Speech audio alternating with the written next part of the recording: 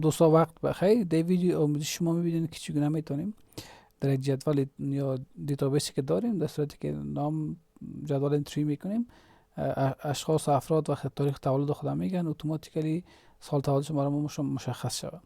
به خاطر ترتیبی موضوع شما میتونین بین در این قسمت فرمولش نوشته، گرچه فرمول در اینجا ما براتون نوشته کردیم، بازم میشه شما بین به این شکل نوشته کنین دوستا.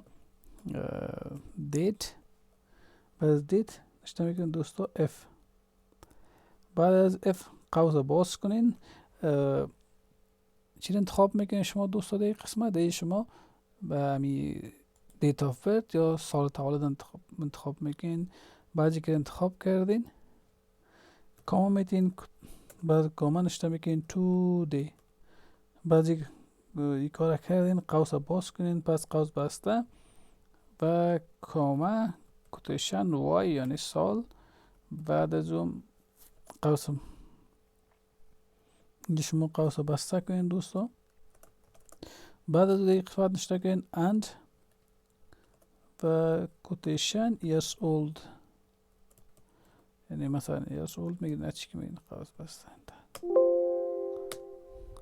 حالا سعی کنین دوستا به این شکل میشه که شما ایره داخل درک کنین. مثلا فاصله اگر میخواین اینجا فاصله هم بتین که خوبتر شود، اینجا که موضوع خوب مشخص شد. بعدش حال درست شد. من یه درک میکنم کل شخص 23 ساله گرفته، خیر من شخص دیگر انتری میکنم، مثلا نامش شد فرض مثال جواد، مثلا بخش آیتی است و سال تولدش یک مثلا 2003 انتر میکنین، بر شما میگه آدم 20 سال است. و میشه که اگر یک 4 سال مثلا 19 اشتراک کنیم چند سال همیشه تقریبا 104 سال. تشکر، اوقات نیک.